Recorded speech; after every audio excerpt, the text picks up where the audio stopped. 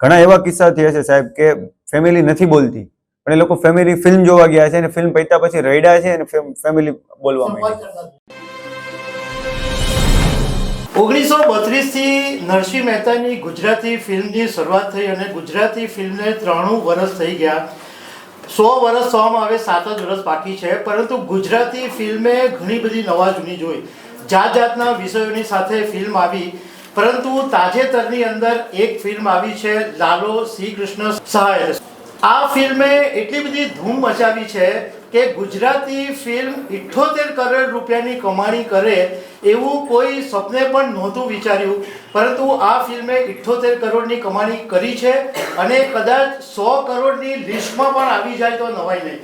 તો આજે આ ફિલ્મના ડિરેક્ટર અને ફિલ્મના જે મુખ્ય હીરો છે એ સુરતમાં પ્રાઇમેક્સની ઓફિસે આવ્યા છે, તો અમને ઇન્ટરવ્યૂ કરવાની તક મળી. તો પહેલાં ડિરેક્ટરની સાથે જ વાત કરીશું. અંકિતભાઈ, મારે એ જાણવું છે કે આ ફિલ્મની અંદર એવું તે શું છે કે પહેલાં ફિલ્મ ચાલી નહીં અને અચાનક ઉપડી ગઈ અને હવે લોકોનો આટલો બધો થિયેટરમાં ધસારો થઈ રહ્યો છે, તો શું એવું કારણ ઊભું થઈ ગયું? થેન્ક યુ સાહેબ. પહેલાં તો અહીંયા બોલાવવા માટે અને ઇન્ટરવ્યૂ માટે. ફિલ્મમાં મને મારો પર્સનલ એવું કહેવું છે કે ફિલ્મ બધાને પોતાની લાગે છે કે આ પોતાની વાર્તા, તો મારી વાર્તા છે અને કનેક્ટ એટલે થઈ ગઈ. અને જ્યારે અમે રિલીઝ કરી ત્યારે અમે શ્યોર હતા કે એક વીક ફિલ્મ ચાલે, કારણ કે એનું કારણ એક જ હતું કે જે પીરિયડ હતો ને કે દિવાળી પહેલાંનો જે પીરિયડ હોય કે જેમાં ત્યારે લોકો થિયેટરમાં આવે, ફિલ્મ જોવે. અને બીજી વસ્તુ છે કે મોસ્ટ કોમન કે કૃષ્ણ સાથે જે સંવાદ, કૃષ્ણ સાથે જે મિત્ર સાથેના જે સંવાદ હતા એ લોકોને સ્પર્શી ગયા અને કનેક્ટ થઈ ગયા. મેસેજ તો હું એવું નહીં કહી શકું કે નકરા મેસેજ ઉપર, કારણ કે ફિલ્મ સેલ્ફ રિફ્લેક્શન એટલે છે કે અમે કોઈ પણ વસ્તુને ઓલી રીતે ટ્રાય નથી કરી કે તમે આમ કરશો તો તમારે આમ જ કરવું પડશે કે તું આમ કર એવું કોઈ એને પરાણે ફોર્સફુલ અમે બતાવ્યું છે. કોઈ માણસને જો આમ કરો, તમે આવું કરશો તો આવું થશે, આવું કરશો તો આવું થશે, આવું કરશો તો આવું થશે. જેમ કે એ છે કે એના મિત્રો સાથે દારૂ પીવે છે અને દારૂ નથી પીવો, છતાં એના મિત્રને પરાણે પીવડાવે છે અને પછી એને લત લાગી છે. એવા મિત્રો સાથે નથી બેસવાનું. જ્યારે એની હાજરી નથી ત્યારે વ્યાજના રૂપિયા એને ઘરે મોકલે છે, એને બૈરીને અલગ ખરાબ નજરથી જોવે છે. એનો જ એનો ભાઈબંધ છે. પ્લસ કે જે છોકરીઓ ભાગીને લગ્ન કરે છે, આ છે તે છે, નો ડાઉટ એ હું કોઈ એવી વાત નથી કરતો લવ મેરેજ ન કરવા જો આ છે તે છે, પણ જ્યારે એ 20 વર્ષના લોકો ભાગીને લગ્ન કરે છે, જ્યારે એનું છોકરો આવે છે પછીની લાઈફ શું હોય છે, એના મમ્મી પપ્પાને છોડી દે છે, પણ at of the end family જ એવરીથિંગ છે. છેલ્લે એના મમ્મી પપ્પા જ એની સાથે આવે છે. એમ તો બહુ કેને કે નથી મેં જે ભાગે છે એની વાત કરી, નથી મેં એના મમ્મી પપ્પાની વાત કરી. વાત એ છે કે તમે સમજી શકો છો એકબીજાને.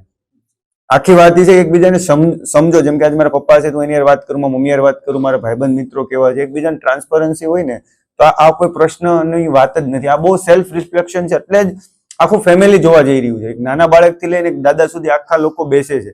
ઘણા એવા કિસ્સા થયા છે સાહેબ કે ફેમિલી નથી બોલતી પણ એ લોકો ફેમિલી ફિલ્મ જોવા ગયા છે અને ફિલ્મ પત્યા પછી રડ્યા છે અને ફેમિલી બોલવા માંડી, સંવાદ કરતા થયા છે. રોજ સવારે ઉઠીને અમારે પરીક્ષાઓ આવતી હતી અને અમારે દરેક પરીક્ષા પાસ કરવી પડતી હતી, કારણ કે અમે બહુ બજેટ કન્સ્ટ્રેન્ટમાં શૂટ કરતા હતા. અમે જે લોકેશન પર જઈએ ત્યાં અમને શું કહેવાય કે ભાઈ અહીંયા શૂટ કરવામાં અમને થોડી ડિફિકલ્ટી લાગતી હતી, પણ રોજ સવારે એ પરીક્ષા પાસ કરવાની, પછી આખા દિવસમાં નાની કંઈક ને કંઈક પરીક્ષા આવે એ પાસ કરવાની. એટલે રોજ ચમત્કાર થતા હતા, નાના. પણ આ જે કિસ્સો તમે કહો છો ગાય વાળો, એ તો બહુ બધી જગ્યાએ અમે લોકો કીધું છે કે ગાયની જરૂર હતી. મેં સતત મતતા હતા કે આ જગ્યા પર ગાય આવે, પણ જનાવરના લીધે ગાય આવતી નથી. પણ જે દિવસે અમે શૂટ કરવા ગયા એ દિવસે સામેથી 7-8 ગાયો આવી. ગાયો સાથે એક વ્યક્તિ આવ્યા અને એમને કીધું કે હું સાંજ સુધી અહીંયા જ છું, તમે શૂટ કરો, કઈ વાંધો નથી. એટલે અમને જે જોઈતું હતું એના કરતા વધારે અમને આ ફિલ્મમાં મળ્યું છે, કારણ કે અમારી કોઈ એક્સપેક્ટેશન નથી. એટલે હજુ સુધી જે આ ફિલ્મ અત્યારે જે થઈ રહ્યું છે એ પણ એક બહુ મોટો ચમત્કાર જ છે કે જે તે સમયે 3 સ્ક્રીન હતી આખા ગુજરાતમાં અને અત્યારે આટલી બધી સ્ક્રીન્સને આટલું બધું પ્રેમ મળી રહ્યો છે. એક ચમત્કારથી ઓછું નથી. આ બહુ અલૌકિક ઘટના થઈ ગઈ છે અને આપણે બધા એ વસ્તુના સાક્ષી છીએ. 22 કન્ટ્રીમાં રિલીઝ થઈ છે લાલો, અને તમારા જો બારે અમુક મિત્રો હોય તો પ્લીઝ એમને કોન્ટેક્ટ કરજો, ત્યાં ફિલ્મ લાગેલી છે. અને ખાસ થિયેટરમાં ફિલ્મ જોવે. હું તમારા માધ્યમથી એક વસ્તુ કહેવા માંગીશ કે ખાસ આ ફિલ્મને થિયેટરમાં જુઓ. કદાચ ડાઉનલોડ કરીને જોઈ હોય તો તમે થિયેટરમાં જાઓ ને, ફેમિલી સાથે જાઓ, અને તમારા ઘરે કોઈ વડીલ છે કે કોઈ નાનું બાળક છે તો બધાને સાથે લઈને ફિલ્મ થિયેટરમાં માણો અને એન્જોય કરો, કારણ કે કૃષ્ણ તમને મળવા આવી ગયા છે. તમે પણ કૃષ્ણને થિયેટરમાં મળવા જાઓ.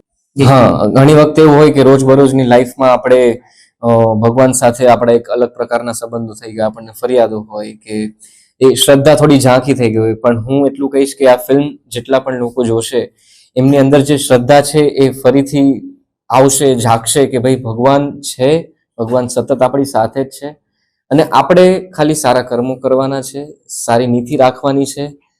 એટલે ભગવાન આપણે જે પેલું હતું ને કે ભગવાન આપણને એવું લાગતું હતું કે બહુ અઘરા છે એમને મળવું, એમને પામવું બહુ અઘરું છે, પણ આ ફિલ્મ જોઈને લોકો એવું કહે છે કે તમે એટલું સરળ કરી દીધું છે ને ભગવાનને મળવાનું અને ભગવાનને પામવાનું, કે આપણે ખાલી સારા કર્મો કરશું ને એટલે ભગવાન આપણને મળશે. કદાચ ભગવાન બાજુમાં જ આપણી હશે, આપણી અંદર જ છે.